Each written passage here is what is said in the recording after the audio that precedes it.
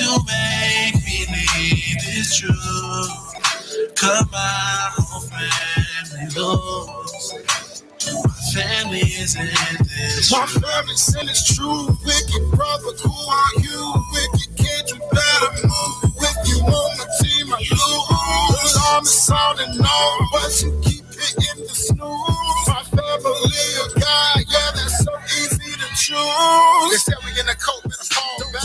Ain't no key to the kill, I ain't all that. If you stand around it with a proof, full of scripts to the fin against all attacks. Feel it fall, you can leap and get cut, man. The Bible knock him out the part, one punch, man. Honey for the Lord, commandments through my lunch, man. Without the word of God, you can't stand, man. Why you bringing up that garbage to me? Teaching me that slavery free. Yeah, love me, my boy, you can't see me.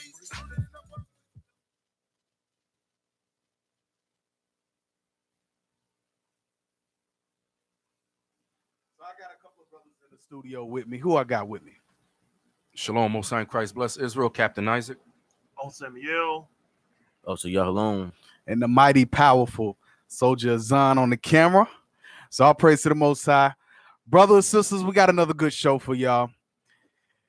I saw not an article. I saw a video clip on YouTube.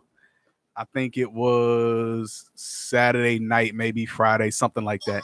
And it was talking about the psychology of hip hop and how hip hop and rap music has ruined the black man today.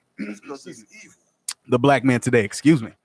And I thought it was an interesting title. I saw it on Your Black World. I believe that's what it's called, Your Black World on YouTube. And so I thought it was interesting. So, of course, I decided that's what we need to talk about today. So I got a couple of questions. We got a couple of articles. I got a couple of books that we want to go through because we want to give y'all as much information as possible so that you can really understand the not only the spiritual side effects of what you listen to, the mental side effects, the emotional side effects of what you listen to, because it's more than just a nice beat and some lyrics that goes that goes in the music. It's spiritual. All right, so we're gonna talk about it. So I want to open up with a couple of questions for the brothers here, and also Amiel. I want to kind of go in order of age, just to kind of see the difference in music and generation. Well, yes, I mean I am saying it because you're the oldest brother in the room. I didn't want to put it out there like that, but since you said it, I do want to see, want to kind of get your side as far as, what kind of music you grew up with, what were your influences, so on and so forth. So, what kind of music did you grow up listening to? I grew up listening to a lot of jazz. You asked me earlier, was it like influenced like through my household or whatever? It was not. I grew up in a Pentecostal household. There was nothing but gospel all day. All John P. All Key. and yeah. Who in the hell left the gate open and all that all day long. So to kind of zone that out, I got into jazz. I listened to rap some, but it was mostly jazz that I got into. A little bit of Leon Ware back in the days. If y'all don't know, he started back in the 70s and came on up. You know about Leon Ware? Ah, okay. Look, you be hanging out with Milk That's how you know about it. But I grew up mostly with jazz, and after that, I evolved into neo soul a lot. So, were you ever? Did you ever really listen to rap or get into it like that, or was it just kind of? Yeah, I did. I got into it, but it wasn't real solid. And when I did get into it, it was a lot of underground rap, a lot of names people probably don't know. Oh, so nothing really mainstream for yourself. No, it wasn't a whole lot that was mainstream. Okay. And whatever were you around? Whatever did you grow up around as far as the music is concerned? That was the early 90s, late 80s and early 90s. Late 80s, early 90s. Okay. Yeah. Back when gangster rap was just getting its wheels going. Okay. So Cap, same for you. I grew up listening to a lot of reggae, dancehall reggae. Besides the reggae, I would say a little a little hip hop here and there. I really didn't start listening to rap heavy until the late '90s, early 2000s, when I ended up in Virginia. I was in Virginia for 5 years. So that's when I started listening to more hip hop. But all throughout elementary school and high school, it was more dancehall reggae, hardcore reggae, not the commercialized reggae that we have here in America. So yeah, a lot of dancehall reggae. Um, Late '90s, a little bit of Wu Tang Clan. Okay. The usual Method Man, your Red Right, Man, right. of course your Jay Z and Biggie, being that I'm from Brooklyn, um, and so forth. But my main go to was hardcore dancehall reggae. Dance hall has changed a lot. Oh yeah, yes it Yeah. has. Changed a whole lot. Is Yes that it for has. is that for the better or for the worse? That's for the worst. Nah, it's Oh, for really? the Okay. worst. It's for the worst, man. It's for the worst. Dancehall changed a lot, and it's a heavy thing that you chose this topic today because music does have an effect on the way we think, whether we believe it or not. Mm-hmm. Whether we believe it or not. That's why the white man is capitalizing off of hip hop. I don't even want to call it hip hop because it's not hip hop anymore. Off of rap music Mm-hmm. today. Yep. And we're gonna hear it from the experts today. All Mhm. right. So, Officer Yalon, what about yourself? I would have to say, growing up, it was a lot of old school. I remember my earlier years, but I remember once I got toward the teenage years, it went from Al Green, Temptation, stuff like that, to my folks would listen to Busy Bone, Bone Thugs and Harmony, Tupac, more gangster rap. As they start flourishing with that, that was more the influence that my household was listening to. So I seen the drastic change of the old school. That's why I know old school music. Then it changed suddenly to straight gangster rap, and then that's all my folks listen to since from there. So So all your family, from the youngest to the oldest, they yeah, was they all they into. got into that pretty heavy, Wow. mainly Tupac, Biggie, a lot of that, and underground rappers as well. And I would say coming here from Texas, a lot of Zero, Trey, Houston rappers. You got Bun B, UGK, stuff like that as well. Slim Thug. Yeah, Slim Yeah, Thug, Slim Thug, yeah. heavy in that kind of music. I remember I had his album. I ain't even from Texas. I had him. His album. I had his album too. Chopped and screwed up there in New York. Yeah. The Already Platinum. That album. I had Dang. that. I had that. So when I was coming, of course, myself and obviously Yalon were the same age, and so I was coming up. In my household, there was no rap being played. You was not listening to no rap. It was Kirk Franklin and what I can't even remember, other gospel artists. That was all we listened to. It wasn't until my junior high is when I kind of I kind of snuck it in, and so I got my first radio, and it had a cassette player, and so when the radio was on, I would record on the cassette player, and so that's what I would that's what I would have, and I would just kind of listen to, but it wasn't being played like out loud or nothing like that. It wasn't until I got to high school and really when I started driving around like 16, 15, 16, where they kind of loosen up the reins. And so that's when I really got into well, at that time, Lil Wayne, Ludacris had just come out. Yeah, a lot of the artists that you kind of hear today. Um, I never was really exposed to anything of substance. By the time we came around, myself, obviously, y'all alone, music was nothing. I mean, they was talking about absolutely nothing. I mean, there was very little conscious, quote unquote conscious rap. You had Common, who was Common Sense at one time, but other than that, it was Chicken Heads and 3 6 Mafia, and that was pretty much Damn. it. Well, That was that pretty would much be it. the Southern rap. Yeah, that's That would be the that's South. Southern I rap, don't know man. nothing. I gotta throw that in there. Yeah, That would be rap. the Southern rap. But there were some hip hop artists that were from the South that was sometimes they would speak about conscious things. You have Scarface, I believe Mhm. his name Yeah, was. Scarface. You have Scarface. You have a couple of other brothers. You mentioned Common. You had Most Def. Yeah. You had what's the brother's name? You had Guru from brother that passed away. Damn, I forgot, but I know his name was Guru. From one of those groups. Who else you had? You had a couple of other people, but as a whole, right now, rap music is just turd, completely trash. You know, and it has a heavy influence on our people and the way we think. Absolutely.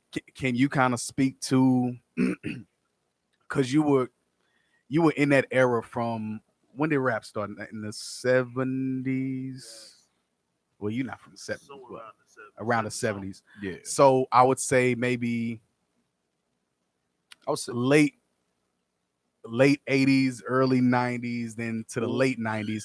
What was the trend? Well, the transition I wouldn't be able to tell you about, only because I grew up on dancehall reggae. Right. However, like I said, I started listening to hip hop maybe like the mid to late 90s.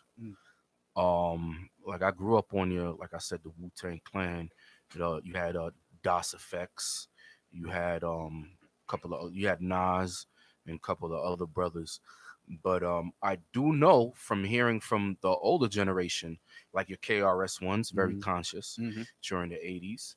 And just out of nowhere, there was this big flip from conscious hip hop to gangster rap. And we know that wasn't by accident. That was, of course, by design. Right. You know, because the same people that profit off the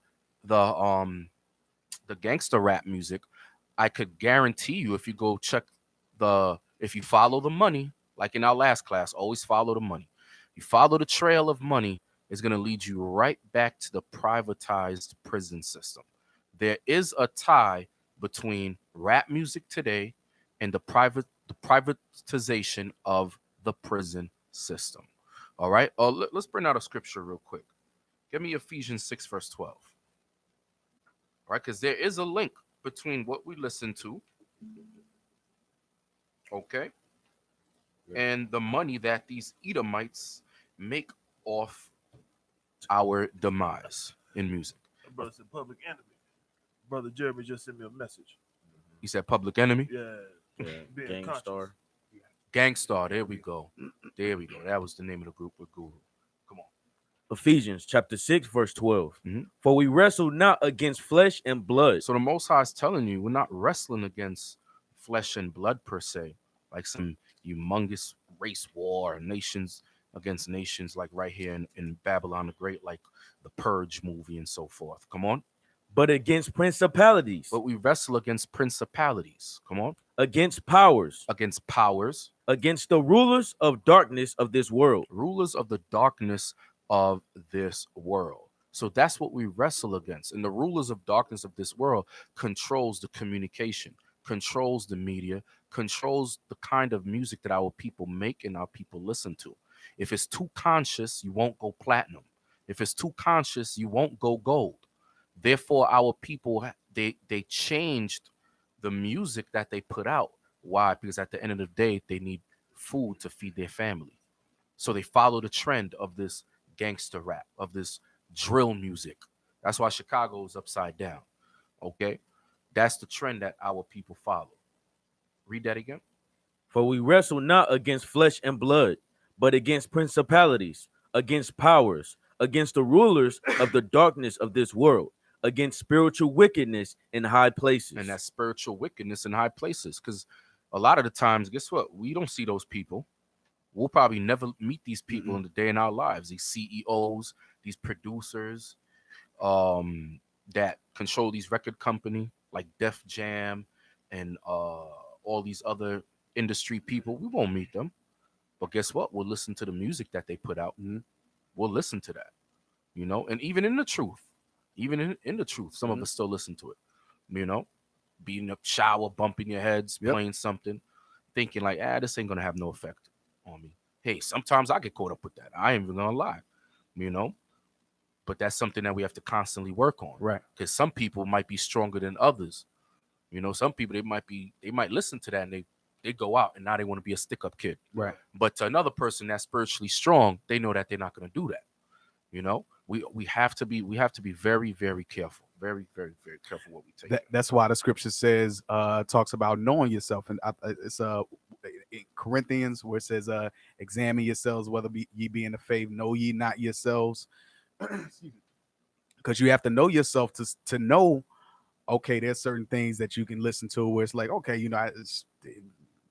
I'm just listening to a song, whatever. But then okay, shoot, this is really getting to me. Exactly. Like in dancehall reggae, like what the brother was saying, dancehall reggae is not what it was back then, and he's absolutely right.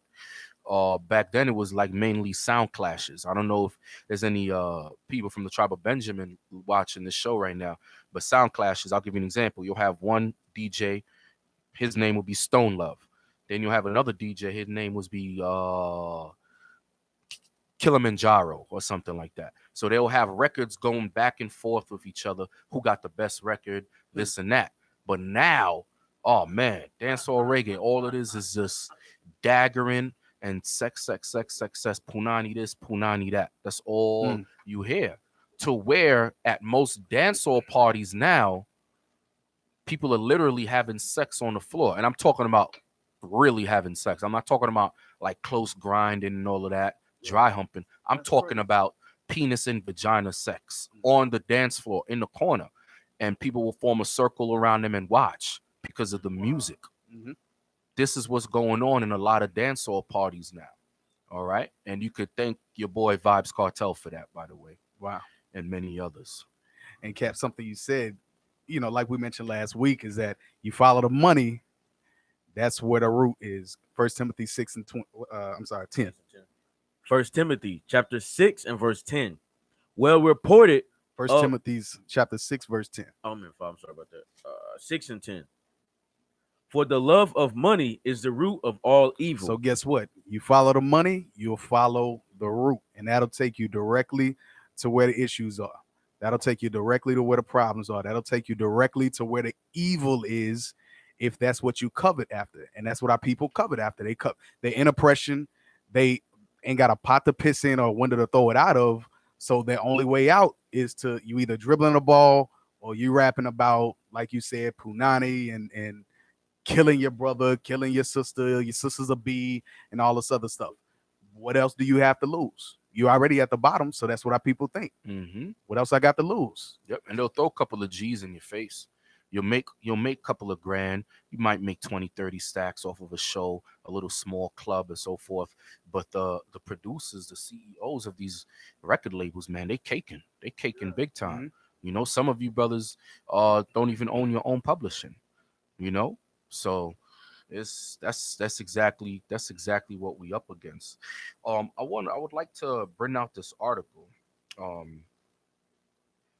You brothers online, you can read this article at hiphopisred.com. Hip hop, that's red, right? Hip hop is red.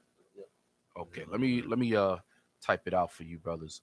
I'm gonna give you a brief synopsis of this article because it's long and I'm not about to read this whole thing.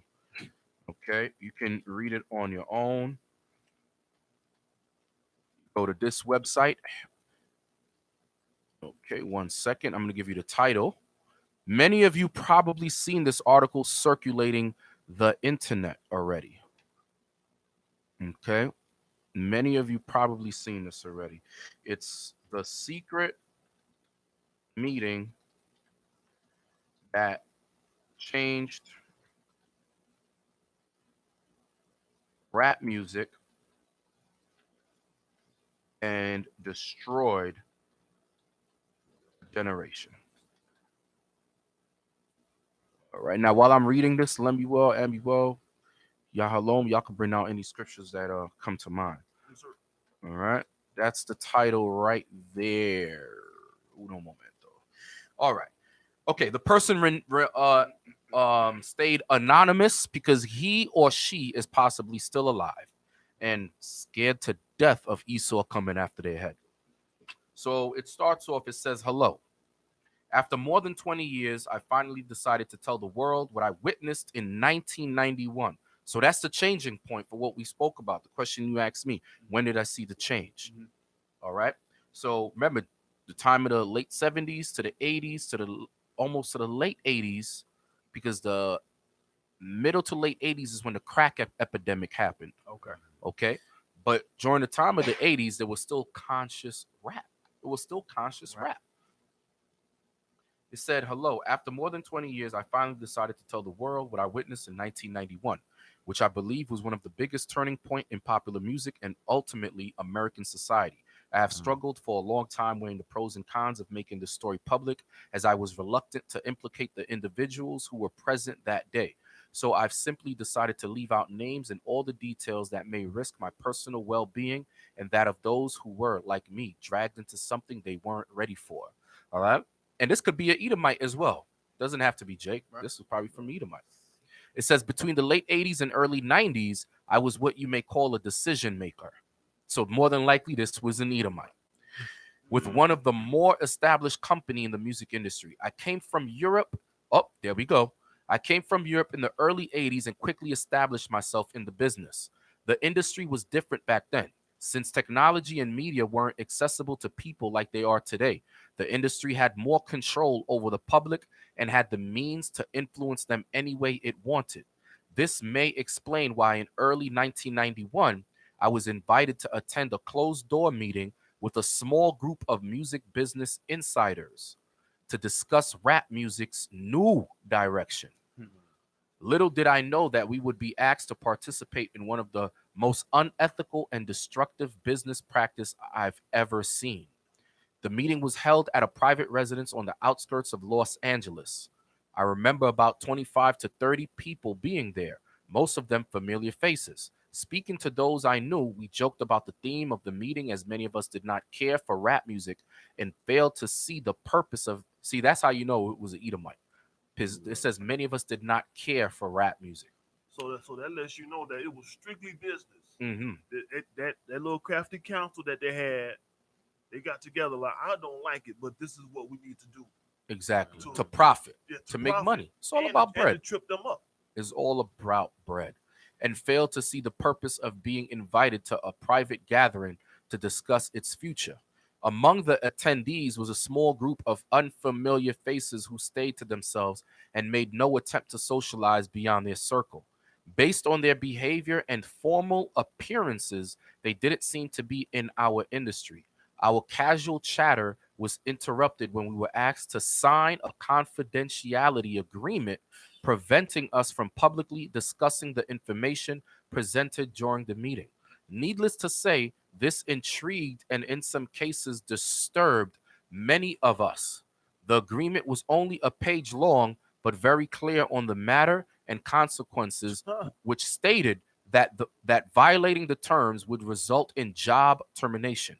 We asked several people what this meeting was about and the reason for such secrecy, but couldn't find anyone who had answers for us. A few people refused to sign and walked out. No one stopped them. I was tempted to follow, but curiosity got the best of me. A man who was part of the unfamiliar group collected the agreements from us. Remember, brothers, y'all could chime in with scriptures if y'all want, all right? Or whatever comments, whatever y'all have. All right? Okay, we're about to get deeper into this article. Quickly after the meeting began, one of my industry colleagues, who shall remain nameless like everyone else, thanked us for attending. He then gave the floor to a man who only introduced himself by first name and gave no further details about his personal background. I think he was the owner of the residence, but it was never confirmed. He briefly praised all of us for the success we had achieved in our industry and congratulated us for being selected as part of this small group of decision makers. Now, the decision makers, brothers and sisters, in my opinion, from reading this, would be the people that have the most influence on what music comes out. Right. Those are the decision makers. Okay, and this guy congratulated them because they were the perfect pawns in this chess game. More than likely, it was people from all aspects of what they needed to do. You know what I'm saying? Because you got people that influence what you wear. Mm-hmm. They got people that influence who's going to be hot or not. They got influence over what music is going to come out of which region at the time. Because if you ever notice, for a certain time, whatever the agenda is, you have like the South. It'll be hot for a year, 2 years, then it'll die off. Then you'll get brothers from the north. Mhm. Then you get the West Coast. You know what I mean? Mhm. And it's just me, but I think it's all for a purpose. Yeah, I wouldn't be definitely. surprised. I would not be surprised. Then it says, at this point, I begin to feel slightly uncomfortable at the strangeness of this gathering. The subject quickly changed as the speaker went on to tell us that the respective companies we represented had invested in a very profitable industry, which could become even more rewarding if our active involvement. He explained that the companies we work for had invested millions into the building of privately owned prisons. Stocks. Those are stocks in the privatization of Yeah. prisons. Many people, you can Google it. Sprint has that. Walmart has stocks. The owner of Walmart, I forgot their name.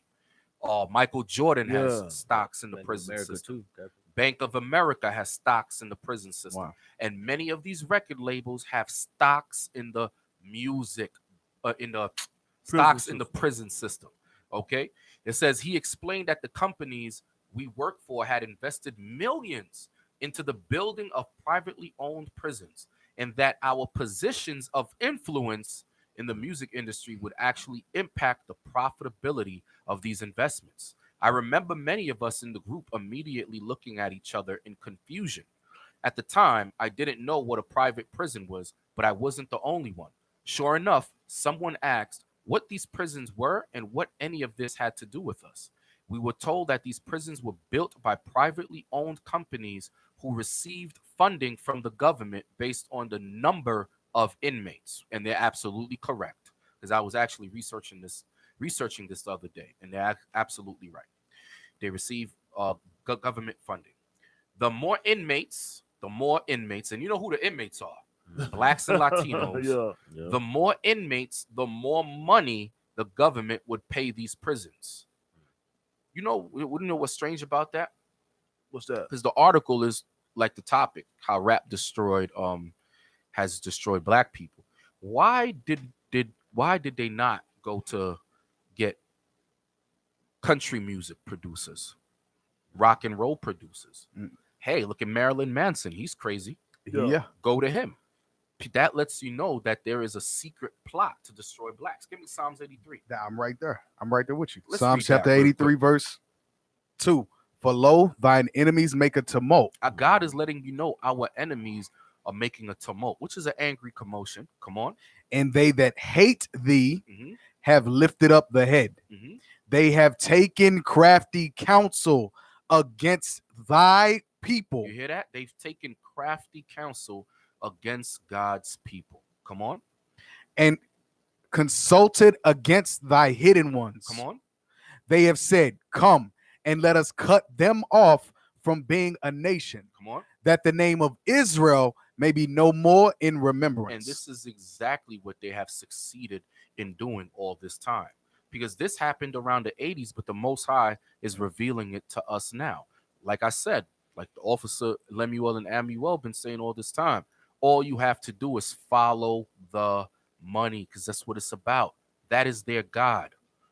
Gold, Mhm. oil, and drugs. That's their God. When we say that, y'all think we're joking. That is their God. Just follow the money. It's all about paper. And unfortunately, we are sheeps led to the slaughter. Let me get Right. that scripture. Find me that scripture real quick. I'm going to continue reading. All right. Where was I? Okay.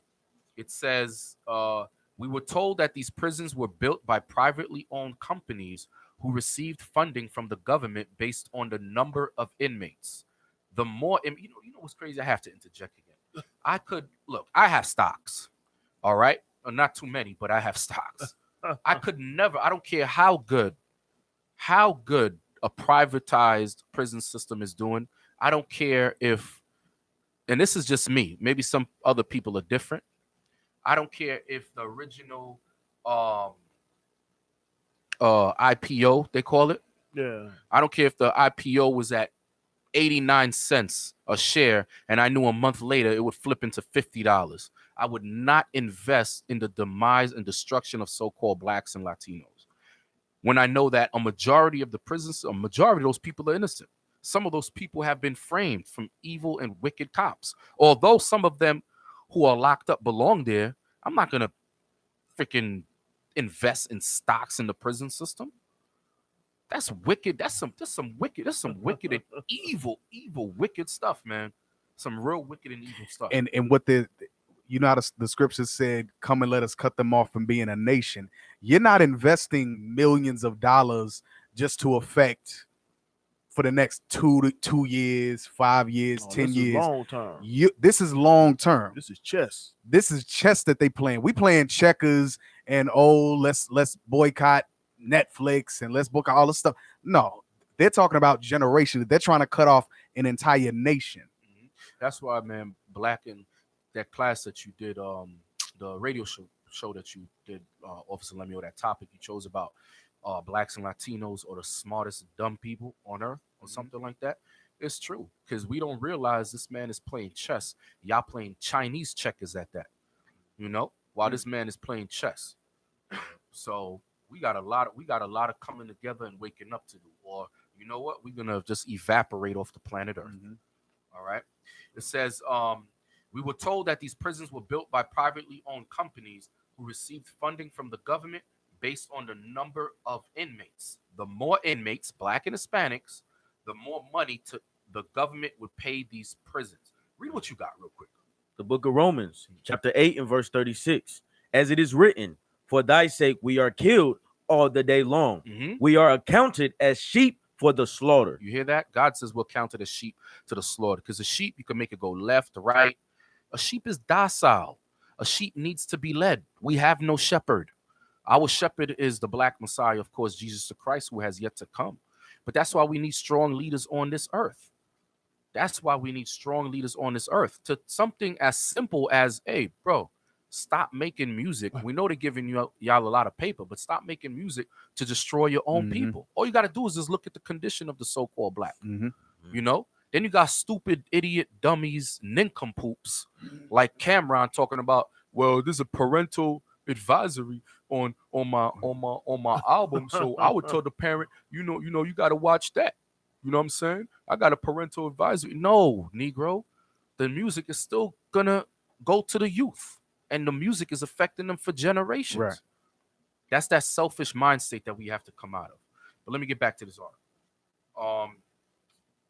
The government would pay these prisons. It was also made clear to us that since these prisons were privately owned, as they become publicly traded, that's that IPO, as they become publicly traded, would be able to buy shares.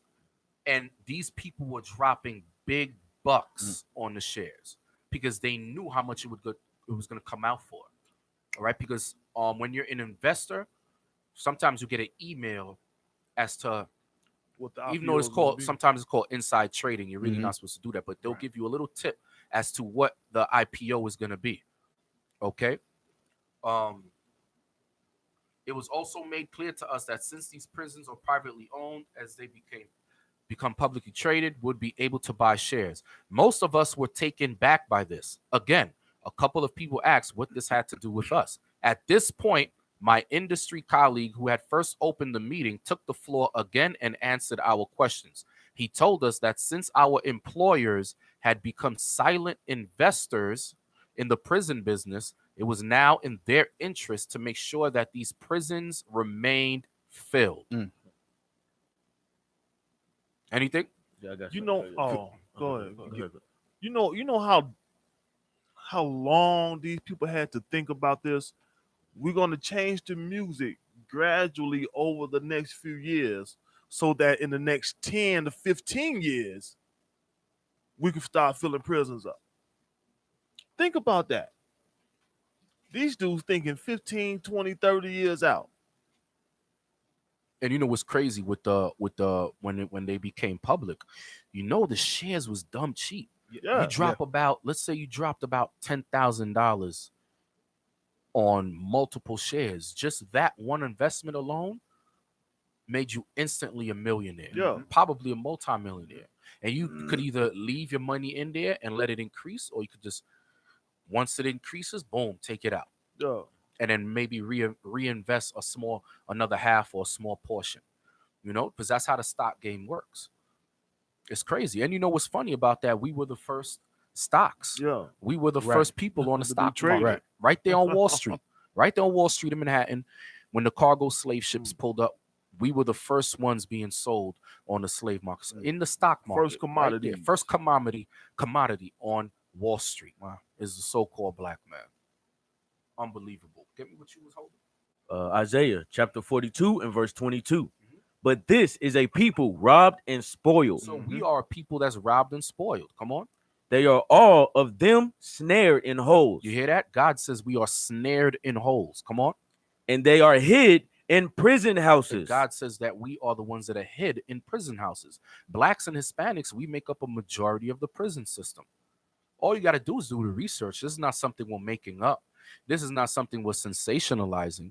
This is not something we're just putting out there so you could have pity on us. This is the truth. We make up a majority of the prison systems. And in this article, it said that it was up to the people's job, these employees, to make sure that the prisons remained filled. Our job would be able to help make this happen by marketing music which promotes criminal behavior. Rap being the music of choice. Not country music, not jazz, not heavy metal, not rock and roll, not R&B, rap music. Rap music. Hey, but Cap. So now you listen to gangster rap or some hardcore rap. So now, after you listen to it, or while you're listening to it, you're walking through the neighborhood close to the train tracks, and all of a sudden, here's a train full of guns that nobody knows where it came from. Sounds They like just Chicago. happened to be open.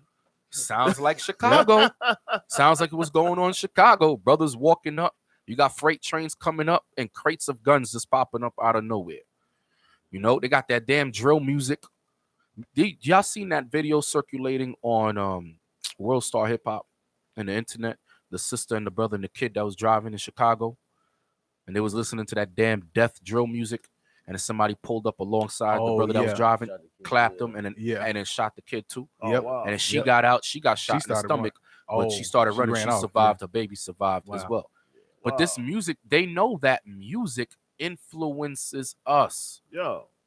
Music influences you. Perfect example of that.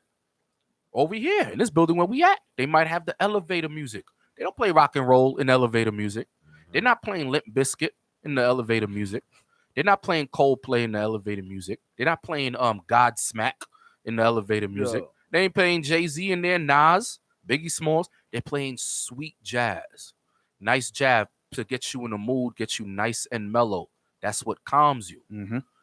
Most of us who work out, who go to the gym, when we go to the gym, what is the music of choice? Anything to get with a fast beat or something to get us fast, pumped up.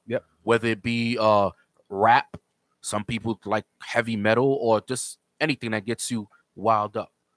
You understand? They know that music has an influence on our people. Let's get a scripture to prove that. You have something? No, what you wanted to bring out? Judith 5. Go ahead, bring it out. I was getting Judith 5 and 20. Yeah, something what you were saying, Captain, on the same along the same lines. How it said their prosperity is based off of keeping those prison houses filled, and based off our destruction. You got that from me, officer? Judith chapter 5, verse 20. Now, therefore, my Lord and Governor, if there be any error against this people. So, if y'all didn't know, this was a heathen that was speaking this. So, after all these years of studying the black and Hispanics, Esau has came across the fact that they can destroy our people with what? With music, read. And they sin against their God. So if behind this music, the drill music, the music about smoking weed, getting high, about fornication, those things, those different kind of music, they're destroying our people. They're keeping us in sin, read. Let us consider that this shall be their ruin. Our what? Their ruin. This shall be our ruin. This is the reason why most of our brothers and sisters are in these prison houses in the first place, because they listen to music that influenced them to do what? To go out and kill somebody, to keep you in that aggressive and that murderous mind state that our people are in, and they understand that. Read on. And let us go up, and we shall overcome them. And they said by the same act we're going to keep our prison houses filled constantly. Our pockets going to be constantly filled with money overflowing. Why? Because long as we keep the rap music, somebody killing each other, guess what? Somebody's going to go to jail. So long as somebody get caught with a pound of weed, guess what? We can put them right back in the cell. And it doesn't matter at the age nowadays, because they taking us at young ages. I think I seen an article a couple months ago. Brothers 15, 16 years old, they get a life sentence for killing somebody. Or even a sister who got raped and she killed the man that was on top of her, they put her in prison for life.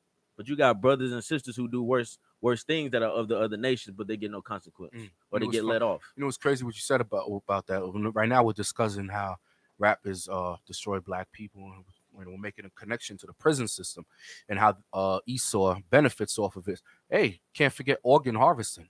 Yeah. If they can't get you with the prison system, somebody's bound to die. Yeah, listening to that drill music, and then now you want to go out and murder somebody.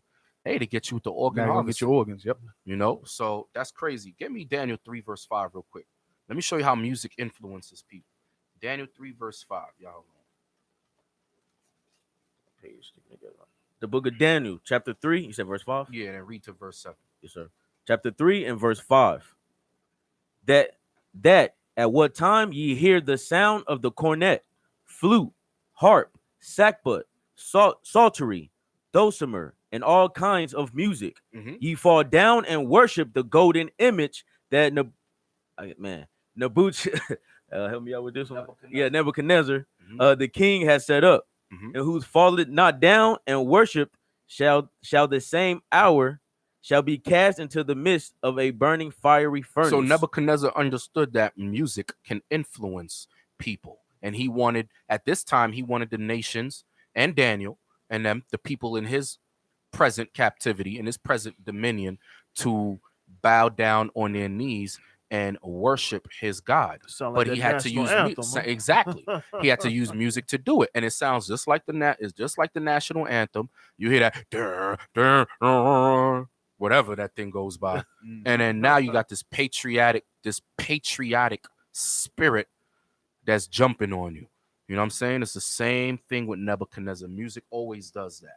Just like with our forefather David when he played the harp to calm Saul's spirit. Yep. Music can do in the music. Yes, spirits in the music. Music can change your spirit. Okay. I got I have a book that I want to, and it's perfect timing because we got 3 minutes. I got a book. This is called Brain Rules by John Medina. Can they see this on Facebook? Yep. Yes. Okay. It's called Brain Rules. So this is the chapter. Who's the author? John, John Medina, and that's Medina, and is in Nancy A.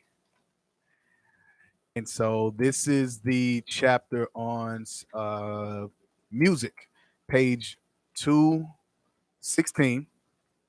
And it says, either way, music's ability to affect one's mood and subsequent behavior is a common theme in literature. Researchers will tell you the reason is biochemical. It is a surprisingly well-established fact that music can induce hormonal changes. These changes result in alterations of mood. Well, Dove says music fans around the world. Anybody who has ever listened to their favorite song could testify to that. It is not earth-shattering to find that music can induce pleasure. Enjoyment, arousal, as it's called, is sometimes accompanied by a temporary boost in certain skills. For that, we can thank 3 hormones, and then it names the 3 hormones: dopamine, cortisol, and oxytocin. So you have physical side effects, physical effects of music, but it says that music can influence your mood, which is and your behavior, which is why you can listen to certain artists like what's the brother's name, Brian McKnight, and all these different R&B singers and stuff like that, and you'll start crying all of a sudden and start thinking about the ex that you ain't thought about in 20 years, but all of a sudden you have a memory and you start flashing back to 20 years ago, and now you have I ever crossed your mind anytime? And then you wonder, like, why am I sitting here crying right now? Like, what is really going on? Because music has a spiritual and it's a physical and a spiritual connection. It affects everything. You have physical, there are physical effects. Different chemicals are released. Get the book, dopamine, and look this stuff up. Dopamine, cortisol, and oxytocin, oxycontin. Oxytocin. Sorry, Oxycontin. yeah, oxytocin. Yes, that are released in your brain. So, real quick, we're gonna run the commercial break. We'll be back. Y'all are tuned in to In the Scripts Reloaded.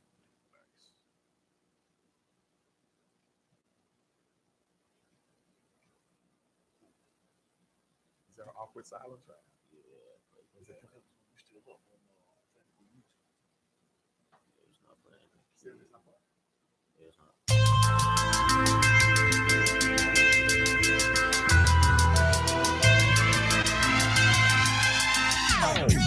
I'm reloaded. Wake up, wake up. It's time to turn up your radio. In the scripts with IUICDallas, now the cover's blown. Real street informatives, but leader, we gon' let you know. We ain't sparing feelings, cause the black man's spirit's broke. It's time to turn up your radio. In the scripts with IUICDallas, now the cover's blown. Real street informatives, but leader, we gon' let you know. You've been lost for a long time, it's time to come home. In the scripts. Turn up your radio. Wake up, wake up. In the scripts. Reloaded. Hello, this is Lisa Burkhart Worley along with Donna Skell. Catch our show, A Time to Dream, every Thursday from noon to 1 Central Time. On our show, you'll hear personal stories of how God has made a difference in people's lives. Tune in on Thursday in the Green Bowl. On FishbowlRadioNetwork.com. Jump in. Back in my day, we advertised like men. Get up on the rooftop and use what we called lung fire. Come and get it! Nowadays, they got what's called the internet. It goes worldwide. And on this internet is what's called FishbowlRadio.com, a network of over 100 personality-driven radio shows. Now, that's a lot of lung power. Sounds like a good way to get the word out about your business. Call them, 817-633-4880, and jump in.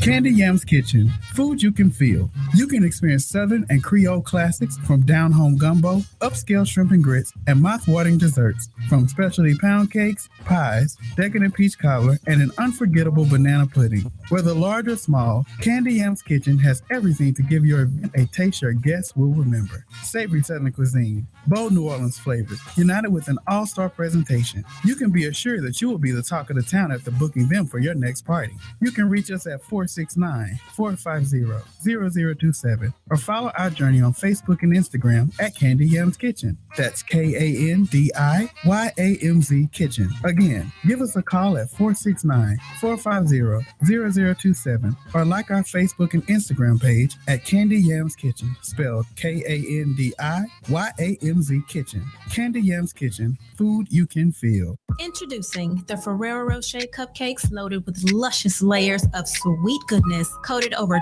dark chocolate cake, made with the freshest and finest ingredients to make you say, holy cupcake. Voted top 3 cupcakes in the DFW area. Wondering where you can get these sweet chocolatey goodies?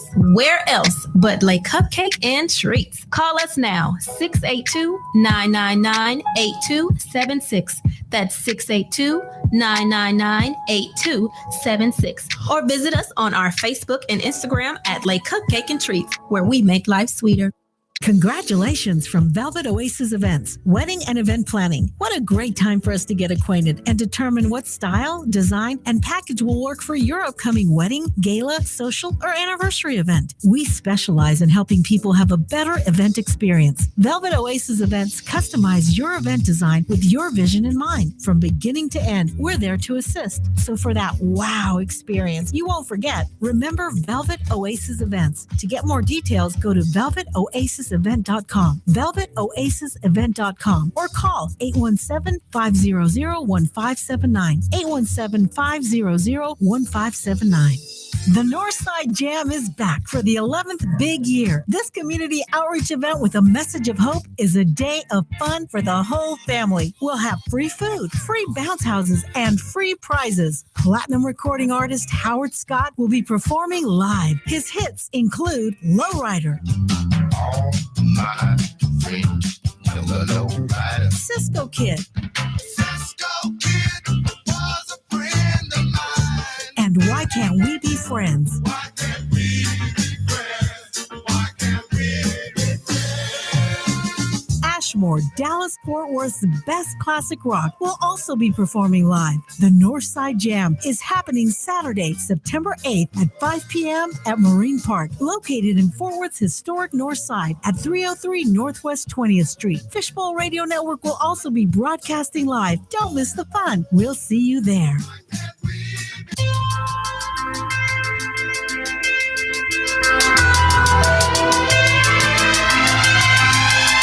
Okay, I'm reloaded. Wake up, wake up. It's time to turn up your radio. In the scripts with IUICDallas, now the cover's blown. Real street informatives, but leader, we gon' let you know. We ain't sparing feelings cause the black man's spirit's broke. It's time to turn up your radio. In the scripts with IUICDallas, now the cover's blown. Real street informatives, but leader, we gon' let you know. Cisco Kid was a friend of mine.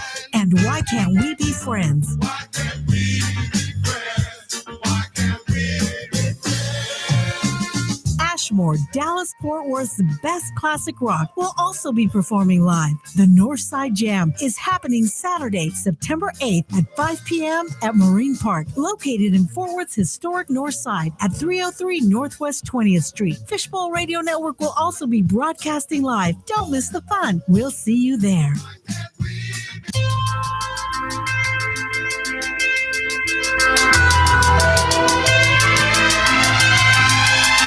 Okay, I'm reloaded. Wake up, wake up. It's time to turn up your radio.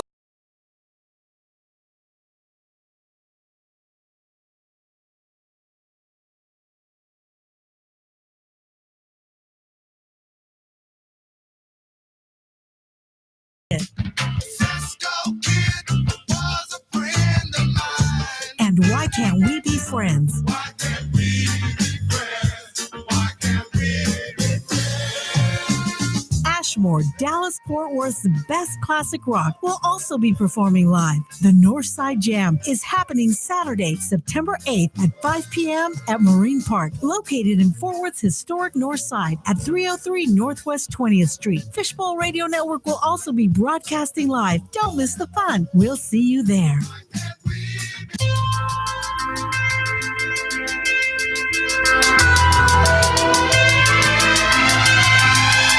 Okay, I'm reloaded.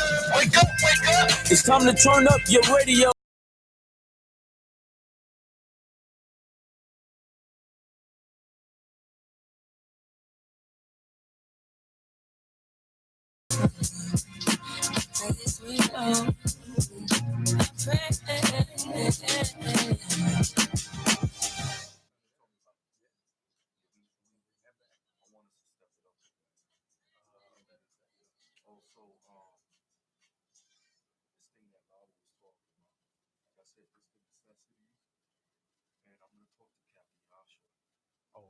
Enemies camp against me, they stumbled and fell.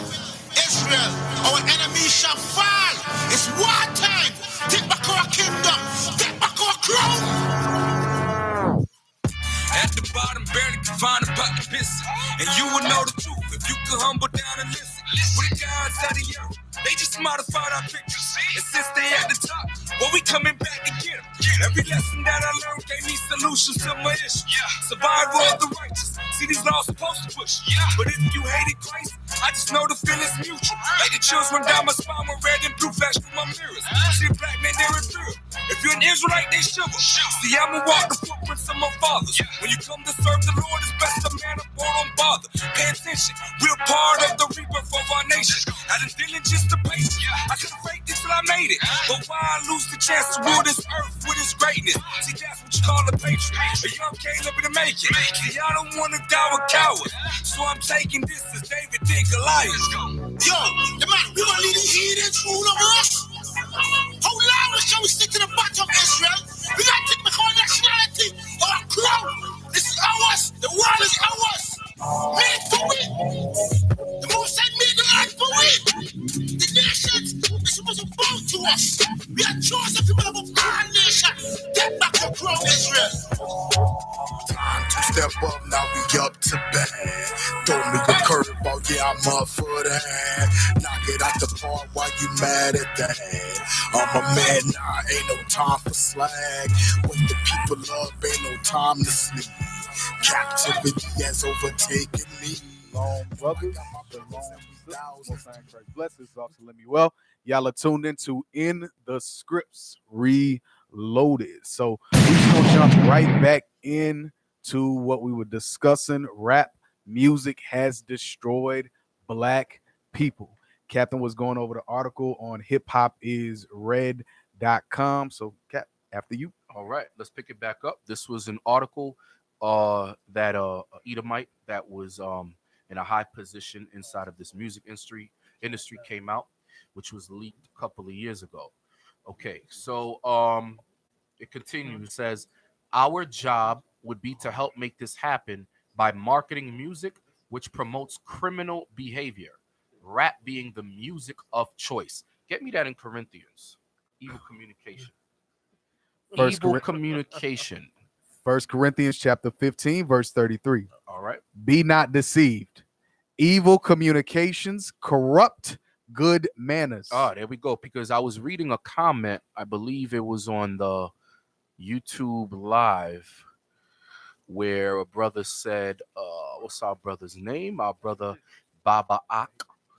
It's not the music. Our people just got weak ass minds. But let's read what God says, because our people do have weak minds. I agree with you 100%, Baba Ak. However, the feeble-minded among us, we have to be aware of that, because we are our brother's keeper. So your Cam'rons, your 50 Cent, your Jay-Z's, Nas, and all these people that make these ridiculous drill music, your Bobby Shmurdas, and so forth, right? This is what the Bible says. Come on. 1 Corinthians chapter 15, verse 33. Mm-hmm. Be not deceived. Evil communications corrupt good manners. So don't be deceived, meaning don't think that you could listen to this all you want and it's not going to affect you some way. Some way, somehow, it is going to affect your spirit. Okay? God is letting us know. God is the creator of all things. He knows his creations. So don't think for a second that what this is saying is not true. Read it again. Be not deceived. Evil communications corrupt good manners. So if you're struggling with an anger spirit, a brawling spirit, everybody you see, you want to fight. Somebody look at you the wrong way, you want to fight. You want to pull out a gun. Somebody step on your new Jordans, now you want to blow his head off. And you're trying to control that spirit, but you're listening to this kind of music that's telling you, hey, I'm gonna get my burner if you do this, if you do that. I'm gonna run up on you with the strap. Guess what? You're gonna eventually end up going back into that lifestyle, because God is letting us know that evil communication corrupts good manners. Okay, let's get back to the article. Okay, I'm gonna jump up because I know Officer Lemuel has something he want to bring out. Okay, so I'm going to make this fast. It says, our job would be to help make this happen by marketing music which promotes criminal behavior, rap being the music of choice. He assured us that this would be a great situation for us. Money, money, money, money. Because rap music is becoming an increasingly profitable market for our companies. That's why the white man calls you black and Hispanics liquid money. Liquid money. That's what he calls you. And as employee, we'll also be able to buy personal stocks in these prisons immediately. Silence came over the room. You could have heard a pin drop. I remember looking around to make sure I wasn't dreaming and saw half of the people with dropped jaws. My daze was interrupted when someone shouted, "Is this a effing joke?" At this point, things became chaotic. Two of the men who were part of the unfamiliar group grabbed the man who shouted out and attempted to remove him from the house. Okay, we have a caller. All right, let me answer this call. Shalom, Most High in Christ bless. Thank you for calling In the Scripts. Hello.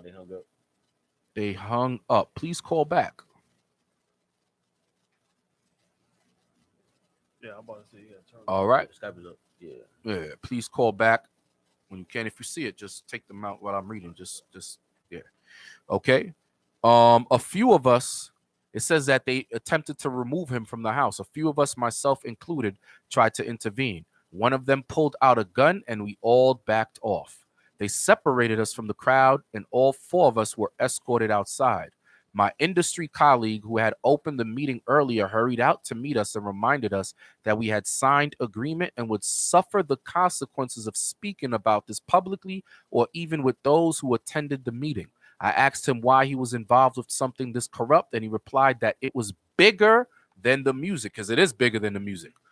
It was bigger than the music business and nothing we'd want to challenge without risking consequences. Now, when you read on, later on, he's seen some colleagues at a party event, and they ignored him like this never happened, and then he saw the decline of rap music. Shalom, Most High in Christ bless. Thank you for calling in.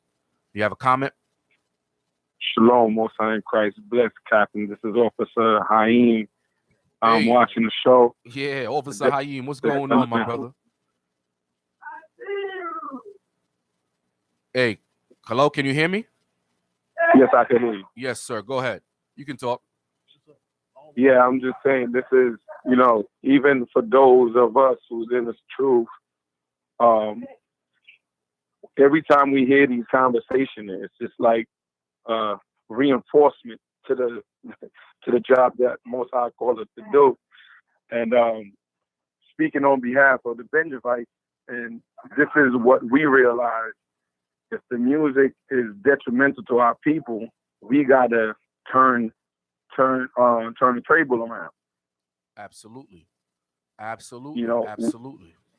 Now everybody should be aware of who the Benjavites are. You can go on Original Royalty to purchase their music.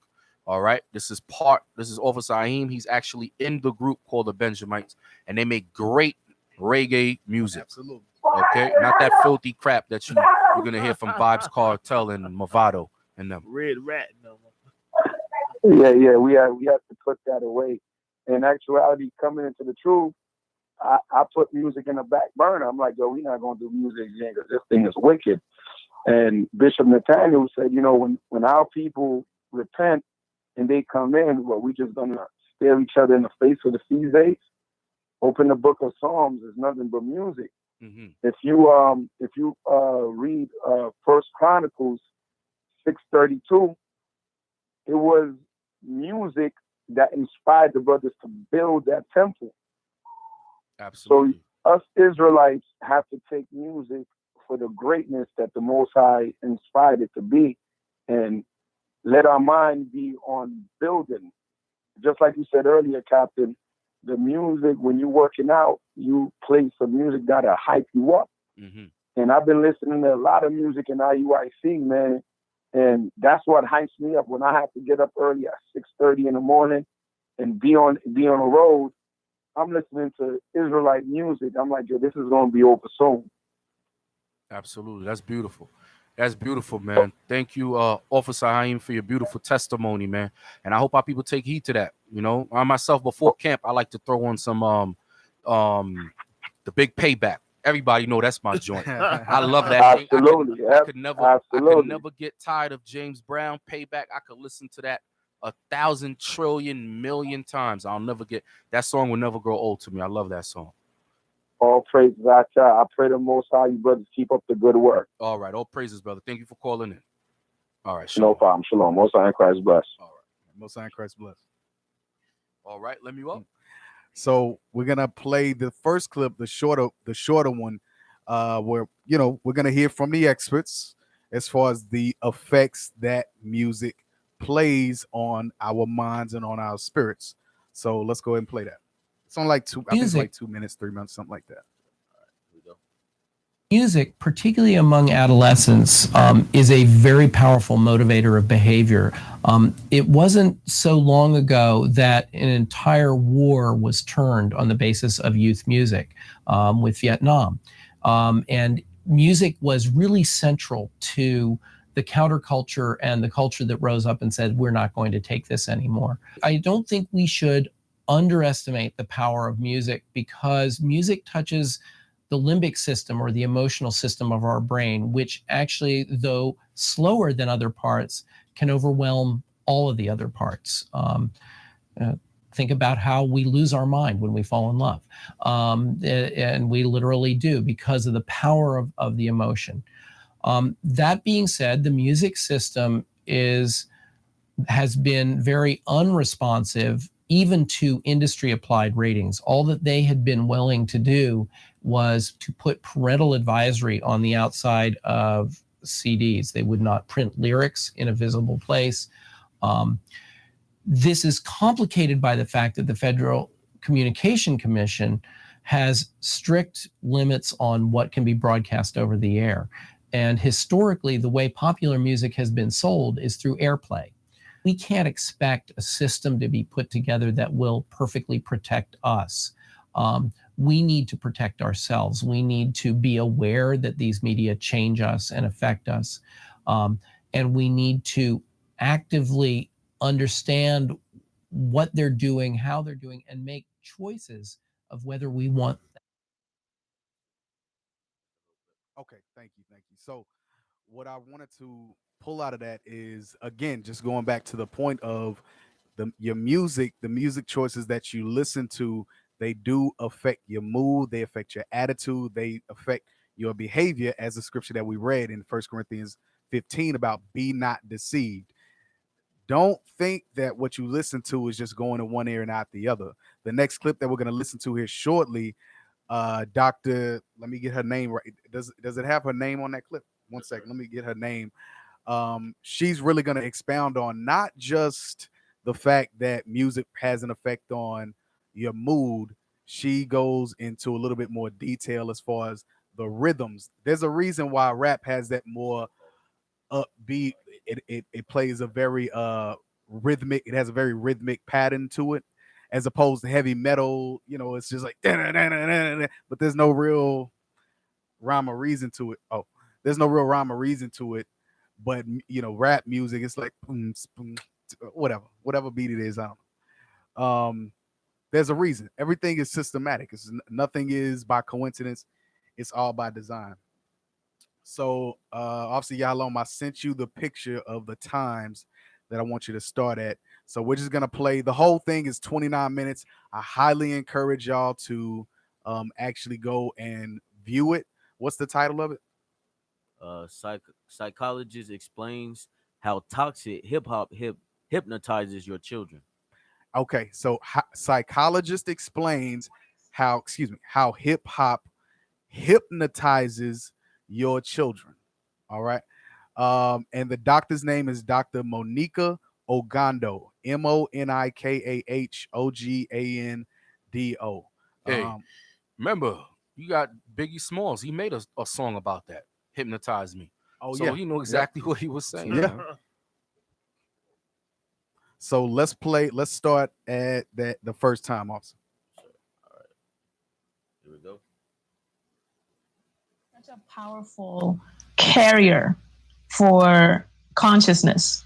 And it's kind of like water in the sense, whatever you put into water, water makes it easy to digest and easy to consume. So that's why you put herbs in water and you make it tea. You put grounds in it and you call it coffee, etc. So it's easy to deliver drugs with water, and it's the same thing. It's easy to deliver consciousness through music. And so I like you, I love acronyms. And so I always talk about music heals, HEALS. And the H stands. So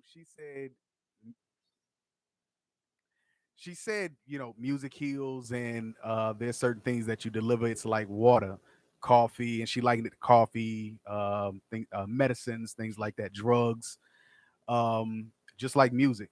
Music is like water, and it can influence you one way or the other. And the way that Esau chose to deliver the evil to us is through music.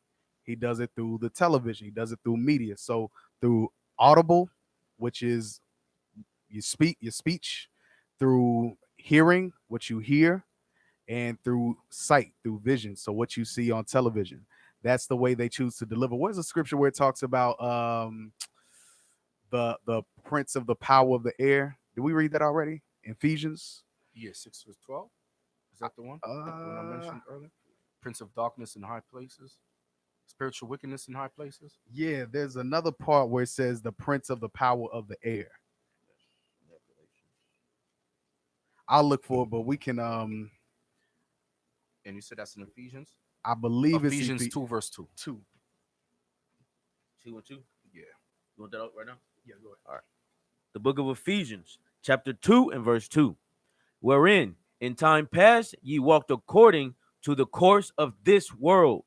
So in times past, we walked according to the course of this world, whether it was club hopping, you was in the, what do they call the reggae halls, dance halls. Okay, dance hall reggaes, or whatever you was doing in the world. Go ahead. According to the prince of the power of the air. According to the prince of the power of the air. The prince of the power of the what was it? The principalities and the spiritual powers, spiritual wickedness in high places. That's why they are the princes of the air waves, because they manage, rule, control the media. That's heavy right there. What you listen to. That's why they got that radio playing 24/7. 24. It never goes off. Yeah, no matter what time of the day, it's always on. Always on. Even just like, hey, perfect example of that, because we're talking about Esau and how he controls the media and how he runs his airwaves. They always want music playing. Why? To hypnotize the people. Yesterday at the wedding feast, remember those little moments of silence? Right. And I was like, come on, music, keep the music flowing, because we know how music influences people. Yep. That one little crack of silence, and everybody's like, all of a sudden you don't know what you to hear do. those birds chirping. Yeah. You hear those birds chirping. You hear that Little Jeopardy cricket. song go off. Yep. So they understand the importance of music. Yep. All right. When this man, when the Most High said this man is wiser than Daniel, he said that for a reason. All right. Hey, can I get a scripture on what y'all just going into? Give me Isaiah 5 and 11 and 12. Because a lot of times because we're talking about the effects of rap, right? A lot of times when you listen to rap, gangster rap, or any kind of hardcore rap, one of the things that always accompany that thing is alcohol. But watch what the Bible says. Isaiah chapter 5 and verse 11. Woe unto them that rise up early in the morning, that they may follow strong drink. So you party, you done party harder that Friday, you gonna wake up in the morning Saturday, you still gonna do it again. You still gonna drink. Go ahead. That continue until night, till wine inflame them. But watch this, read on. And the harp and so now you got the alcohol. So now you go into the music. You got the harp and what else? And the viol, the tabret, and pipe. That's the tambourine. And pipe. And the flute or whatever. And wine are in their feast. So now you got the music and the alcohol together. And what's the effect on it? Just like the captain and the officers going into. Read on. But they regard not the work of the Lord. So the music, depending on what it is and the spirit that's with it, has you not regarding the works of the Lord. And what else? Neither consider the operation of his hands. So now your mind, you're not even thinking about what you're doing. You're completely mindless. You ain't considering the operation of your hand. You just out there buck wild. You see what I'm saying? Absolutely. The music do it to you. Yep. All right, so let's go ahead and go back. Here we go. Play on. Because it influences those HEALS, right? So it enhances or it informs or impacts 5 areas of our lives. Music enhances or informs health.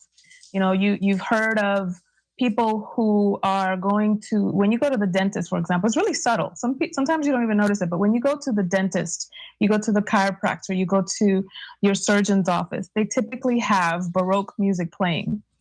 Baroque music calms the parasympathetic system, and so it makes you less nervous. It makes you more conducive to new things, etc. So music informs health or healing. Music also enhances or informs execution. That's why when you want to be focused, when you want to be concentrating, when you want to be like productive, there's a particular kind of music that you want to listen to that will help you be productive and focused. And then there's music that will not help you be productive and focused. Music also enhances attitude. And so there's some music that makes you angry, like the music that I listen to when I go to the gym to knock it out and be a beast and to be a warrior. That's very different music than what I listen to when I want to get into a vulnerable, open, emotional space. This is also true. I do a lot of trainings. And so music informs each one of those exercises. I actually spend a day when I'm preparing to deliver a training. I actually spend a complete day just going through the curriculum and figuring out what music goes where so that I can enhance the emotional outcome that I want. Music also enhances learning. And so there are scientific studies that show a distinct relationship between improved learning capability and music. One study conducted by the University of California at Irvine showed that preschool-aged children who received daily lessons for either playing a musical instrument or singing were significantly better able to complete a puzzle than those who didn't receive training. So this isn't just about direct learning; it's also abstract. Problem solving, testing your observations, abstract reasoning, jumping to conclusions, analyzing and evaluating ideas. All of those things are a higher level of learning than just 2 + 2 = 4. And speaking of that, music also enhances and informs. I'll call it systems, but what I mean is just really like the overall gestaltic approach of your life. It's about your health, it's about your execution, it's about attitude, it's about learning, it's about relationships too. So to your point, when a child is listening to a particular genre of music over and over and over again, there's a reason why there are certain genres that use a particular cadence, a particular bass line, particular instrumentation. There are certain notes that speak to despair, that speak to hope. All of that musicality has a direct link to how we approach the world from an emotional and mental standpoint. So when you're listening to something over and over again, it's not so much the music that's doing it, it's the repetition. Because I could listen to that song from Lil Wayne that you sent to me, and I'm not going to go out there and kill anybody. But if you listen to it 30, 40, 50, 60, 70, 100 times, or something like it, then what you're doing is you're indoctrinating your mind into looking at the world a particular way. And you're using music to deliver a certain level of consciousness into your own paradigm reality. Does that make sense? Yeah, I'm taking notes. I hope you heard that last part. She said music can indoctrinate you, depending on what you listen to, of course, but it said it can indoctrinate you and affect your subconscious mind. She said indoctrinate you. That's an interesting word that she used right there. She said the repetition of the music, beats, so on and so forth, can influence your not only your mind but your subconscious mind. So you may hear a song one time. Yeah. I couldn't even think of a rap song off the top of my head, but whatever song it is, something by Lil Wayne. Let's say we got a call up. Hold on. Okay. Shalom, Most High in Christ bless. Thank you for calling in. Shalom, Most High in Christ bless. Thank you for calling in. Shalom, Most High in Christ bless. Hey, speaker, turn down. Hey, Shalom, Most High in Christ bless, Captain. Yes, This is sir. Yes, sir. Just turn down your audio in the This background. is Soldier Abdar. Yes, Soldier. How you doing? I'm doing good. I wanted to make a comment on what the lady just said on the video about the repetition. If you noticed, maybe when you were listening to secular music, they would play the same certain songs all day long. They have a select few of say like maybe 7 popular songs, and they'll drill it in your head all day long. Continuously for like about a month or 2 straight, the same song. So that is a type of tool they use against us. And I also wanted to bring out something else, but also y'all along was saying earlier with Judith 5 and 20. Just in my growing up, the rap I was listening to, guys like Sugar Hill Gang, Public Enemy. When the quote unquote the so-called conscious rap came in, it was like in the early, late 90s. Late 80s, excuse me. And that period right there was very, very brief. It was very short. I mean, that period lasts maybe like 2, 3, maybe 4 years, and they hurry up and cut that off. And then immediately went into the gangster rap with Snoop Dogg and all the other characters, you know. So that falls in line with Psalms 83. They knew what they was doing, and also Judas 5 and 20. They was trying to keep us in that sin and using crafty counsels to get that accomplished. So I just wanted to bring it out. At the same time. Yep. Absolutely. All right, brother. Thank you for calling in, brother. Thank you for your comment. Yes, sir. All right. Shalom. You know, it's heavy what the brother just brought out, and also what this sister, the psychologist, just brought out as far as repetition, because repetition is key. If you notice, a lot of these, like, especially it'd be the terrible, horrible whack music that they always playing over and over and over. Like, what was the one when I was in New York? There was one. I remember I was speaking about it with Deacon Nathan, and he had mentioned it, and I was laughing because it was true, because the music was so corny. But they would always play it, especially where I was working at. What was it? Little Yachty? Yeah. Or Uzi? Took it right off my mind. Shoot me in the head. All my friends are dead. Am I saying that right? Yeah, that song? Something about all my friends are dead. Shoot me in. I don't know. I might be messing up the lyrics, but that's how horrible it is. I don't even know the lyrics. Yeah. Shoot me in the dead. All my friends are dead. I'm like, what? I'm like, what the hell? What kind of garbage rap is this? Who signed this dude? Who signed this dude, man? And it's just they play it so much to where it comes on. Next thing you know, you're repeating the lyrics, or you start bobbing your head slowly. Yep. So it's witchcraft. It's sorcery and it's witchcraft. That's exactly what it is. And it's like the sister said, you're being indoctrinated. Our people are being indoctrinated. They're not just being entertained. They're being their morals, their values, their principles, everything that they believe is being influenced, and they're being indoctrinated. So that's why we believe that rap music is a culture. Like, that's our heritage. You're being indoctrinated to believe that rap music, gangster rap music, is a heritage. How in the world is killing your own people a heritage? Yeah, I got one even better. How in the world is garbage a heritage? That's exactly what it is. I don't care who gets insulted. Okay, that rap music is garbage, man. It's garbage. Look, a lot of the times we listen to it, and a lot of times we just try to overlook the lyrics, although you hear it, for the beat, because the beats is what gets us. It's that those damn instruments behind it. You know, the bass, to this, to that. The hardcore beats is what drives us to listen to it. Some people like the lyrics, but it's mostly the beats, man. But it's horrible. It's horrible. I remember Nas came out with an album called Hip Hop is Dead, or Rap is In It. A lot of people got offended. Guess what? He was right. Yeah. He was absolutely right. Hip hop is dead. You know? Actually, Kat, what you just said, I believe it's this next part she's gonna go into, as far as the beat, that repetitive beat, certain chords, that piano terms, certain chords when you're playing like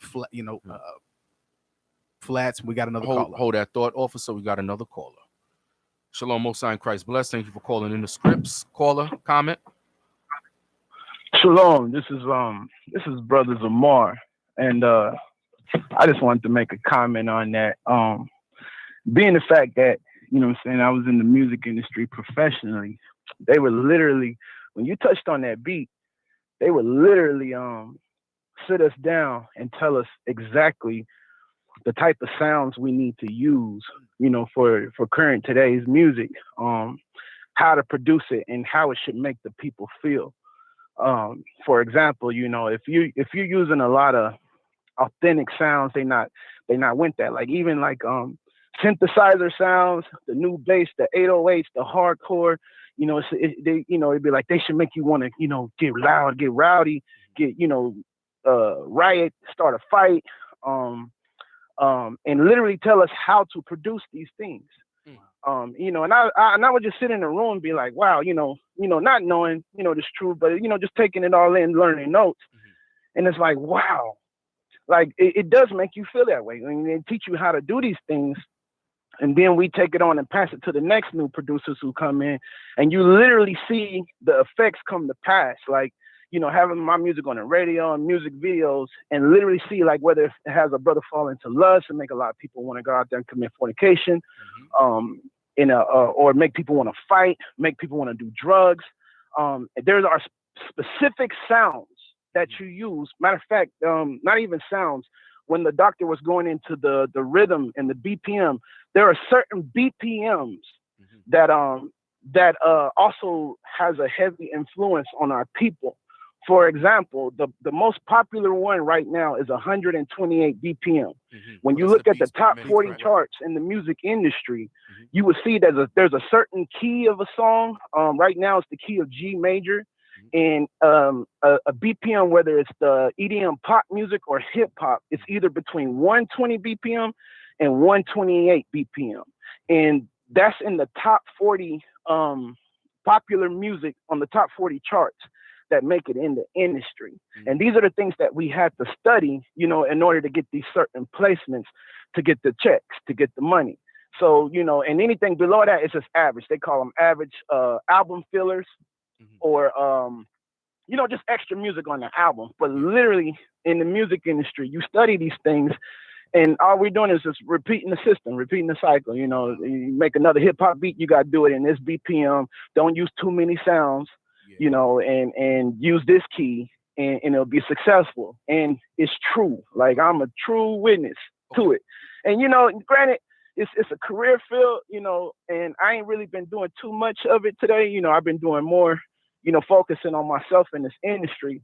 But with the placements that I have gotten in the past, it everything that y'all bringing out is true. Even what Officer Lemuel brought out with the alcohol. When we go to these big studios with the Chris Brown, Trey Songz, all these big artists, they'll have weed everywhere. They'll have alcohol everywhere, cocaine, whatever you need to tap to influence you to make these type of music, And as I've learned, you just tapping into the spiritual realm and having that, take over to create these things. But it's true. And now that I'm in the truth, I praise to the Most High for that. It's scary when I look back on it and realize how much under the influence I was. Yeah, let me ask you something, brother. Yeah. But hey, now you could make beats for Israel.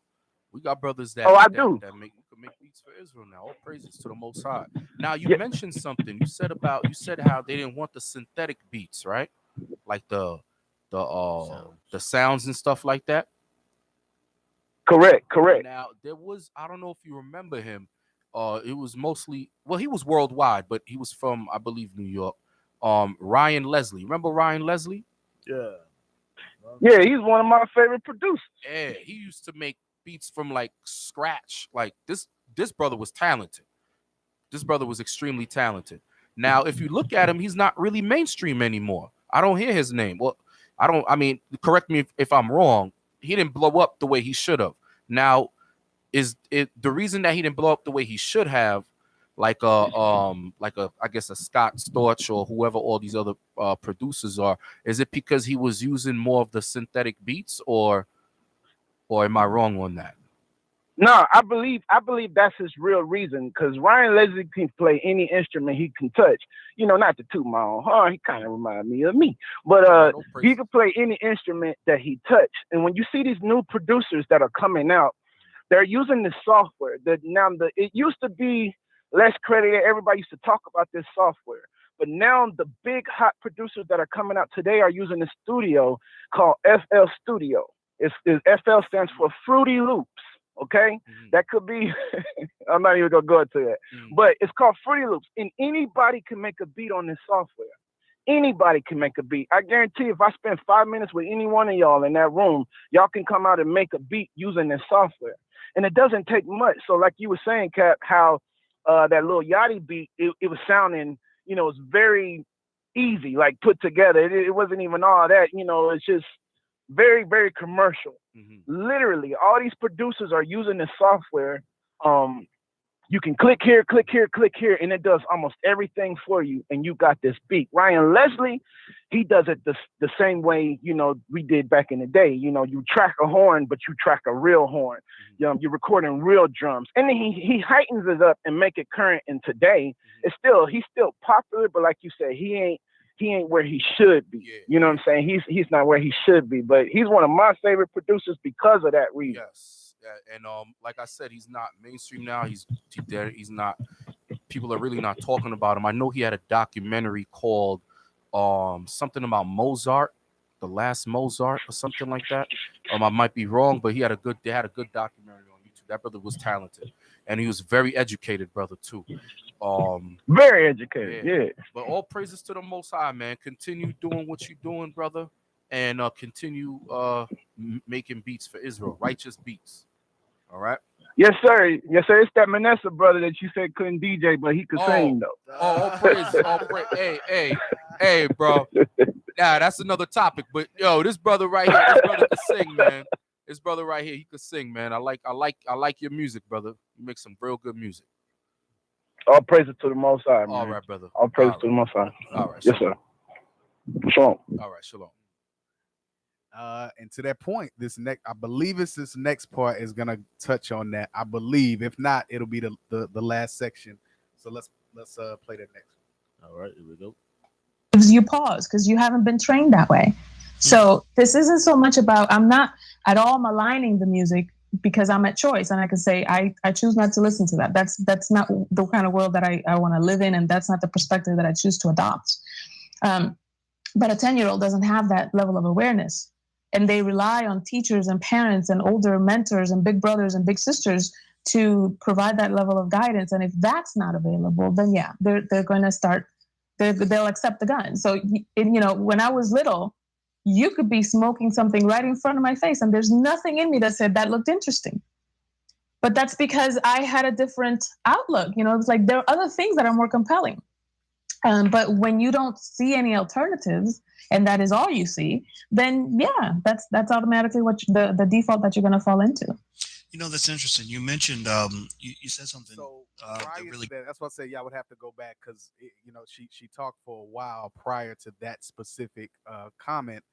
I highly encourage y'all to go back and watch the whole thing. It's only 29 minutes, but she was pointing out the fact that children have to be trained up to deny the evil communication that's out in the world, because they're very easily influenced, and their surroundings and their environment will very much inform their decision making and will influence their decision making. Give me Proverbs chapter 22 in verse 6.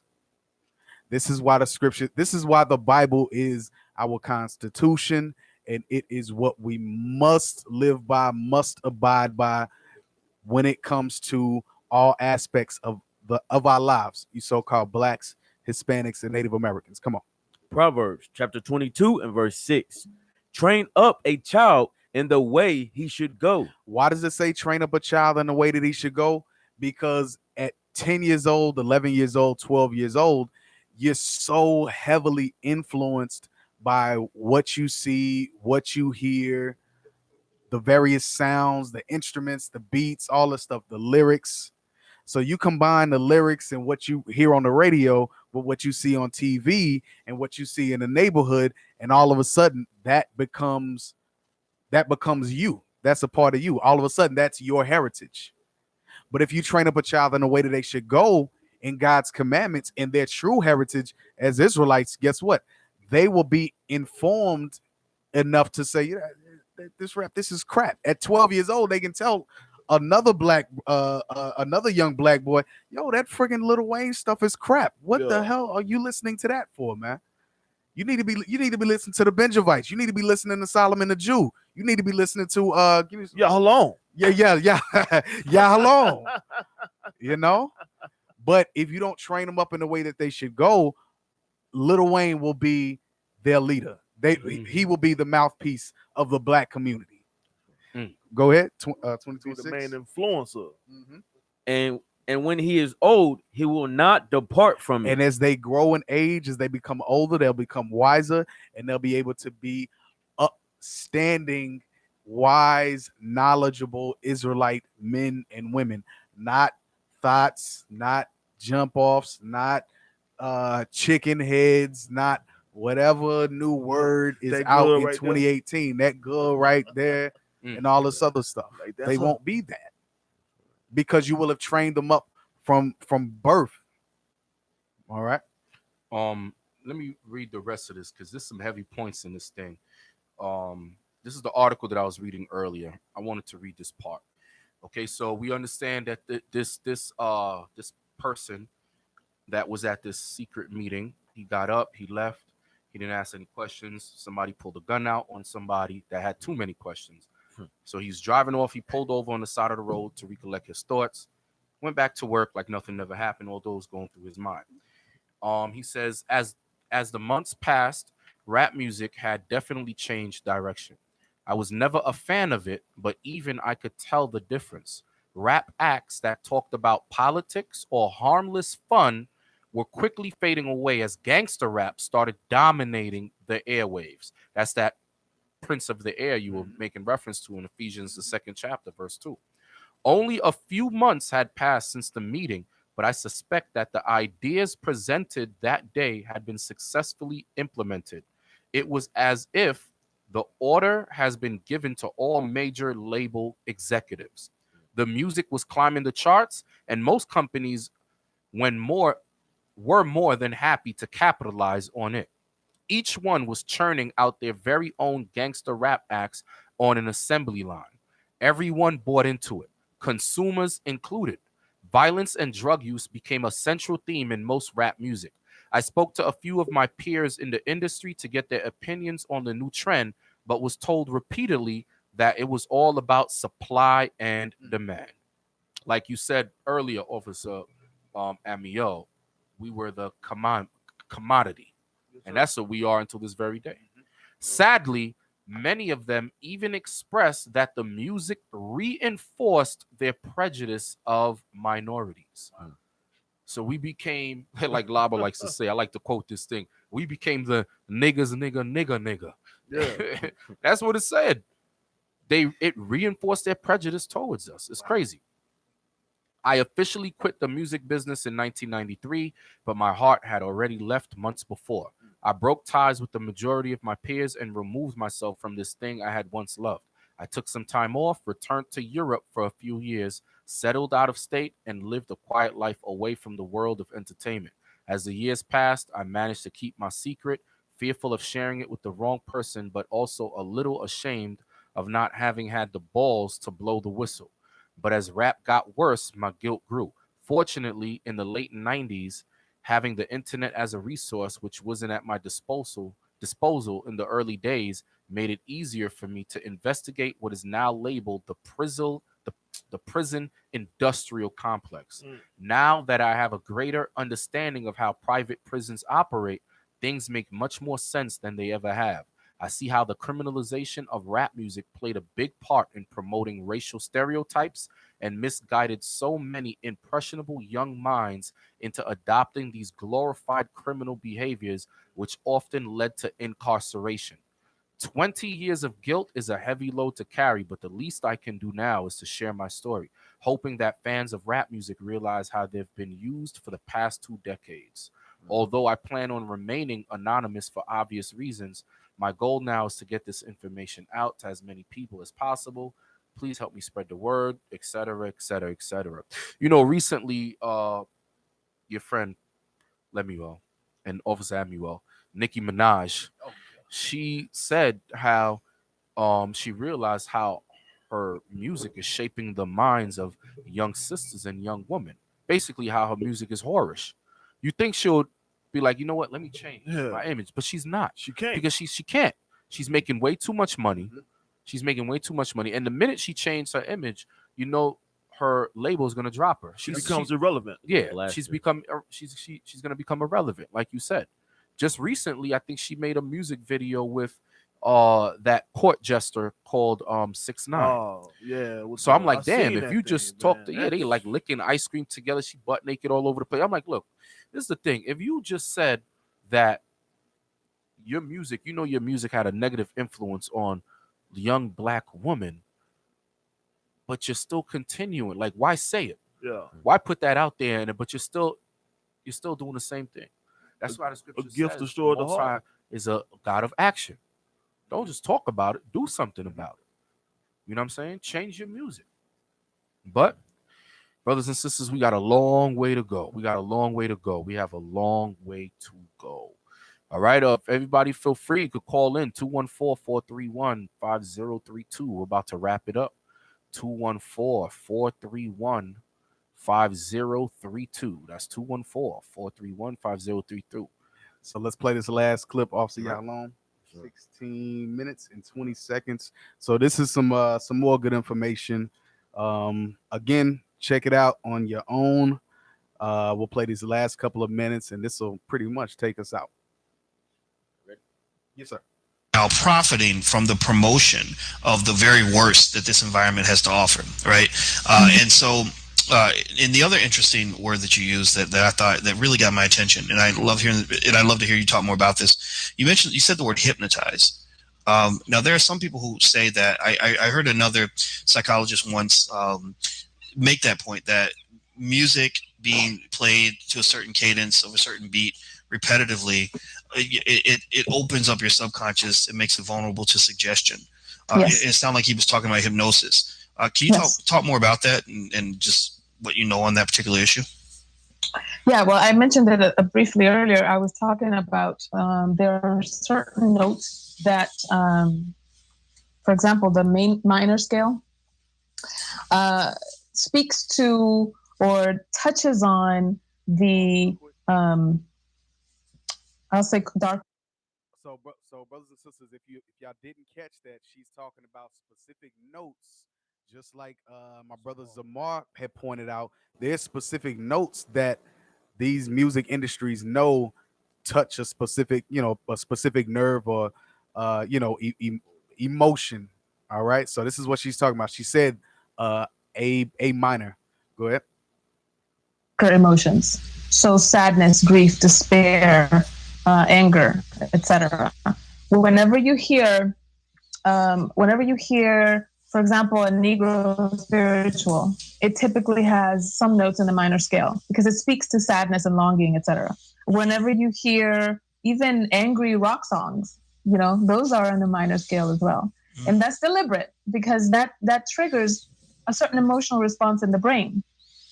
And when you're listening to something over and over and over again, you are, in effect, hypnotizing yourself. That's why, for example, any professional athlete, when they go to work out, they listen to particular songs when they go to the gym. They listen to particular songs when they're about to perform.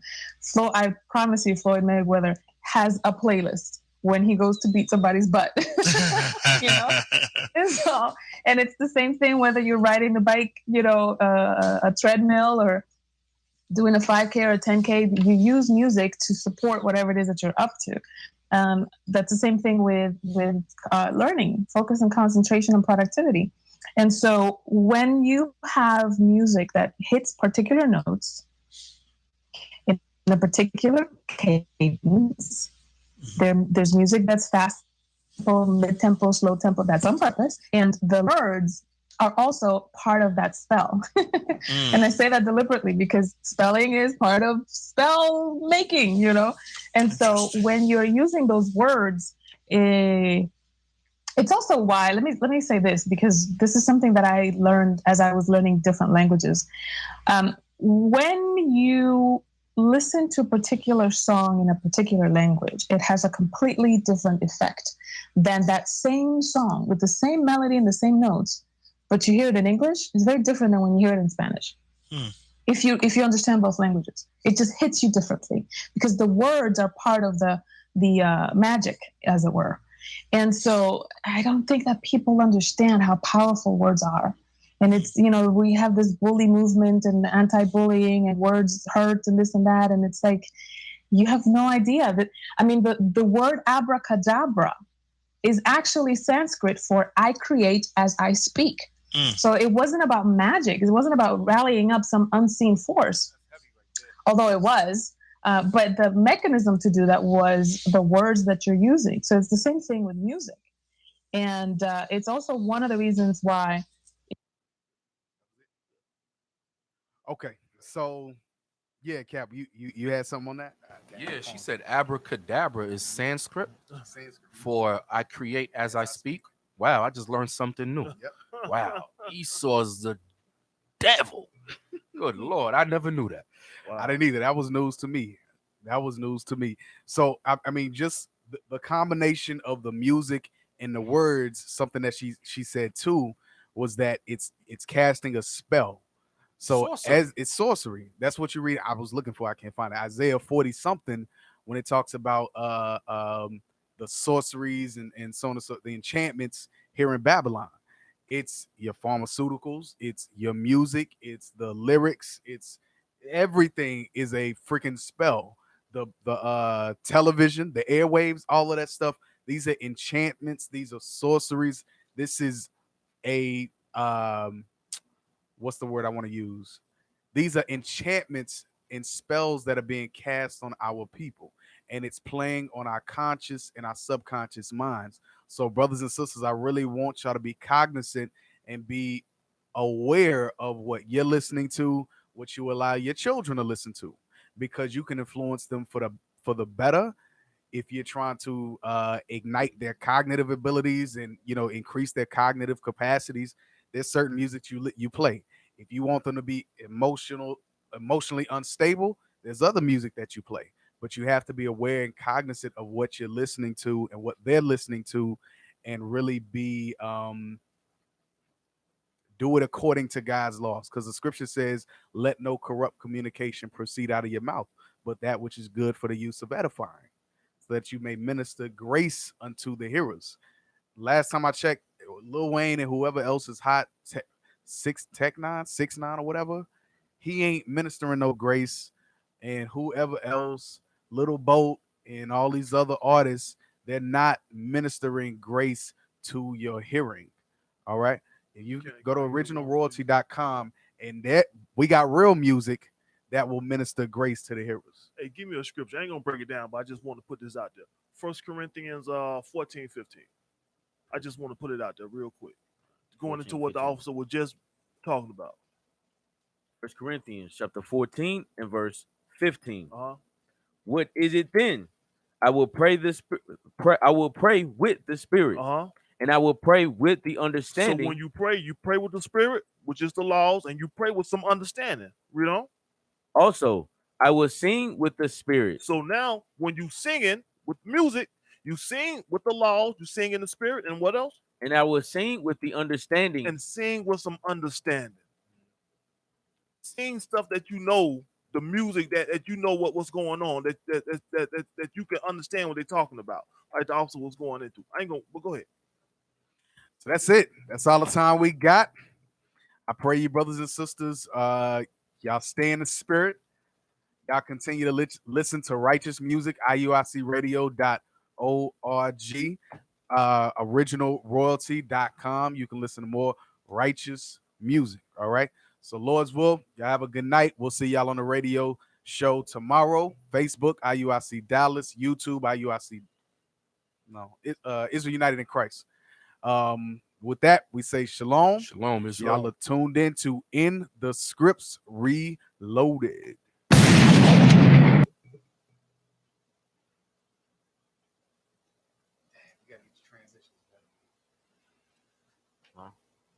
Oh, my transition, yeah. Yeah, the commercial is not playing though. Who's bad? What's up, y'all? This is the Bad Man, aka Black Sheep, your host, Tate. What's up? This your girl, C. Renee, your favorite co-host. Oh, yeah, it's your boy, your co-host, D-Mo. And this is your petite powerhouse, Miss Allison Denise, and we're the Bad Squad, bold and driven. Where we'll be addressing the hottest topics, giving you a little bit of that common sense. Yep, and you know we got the latest news.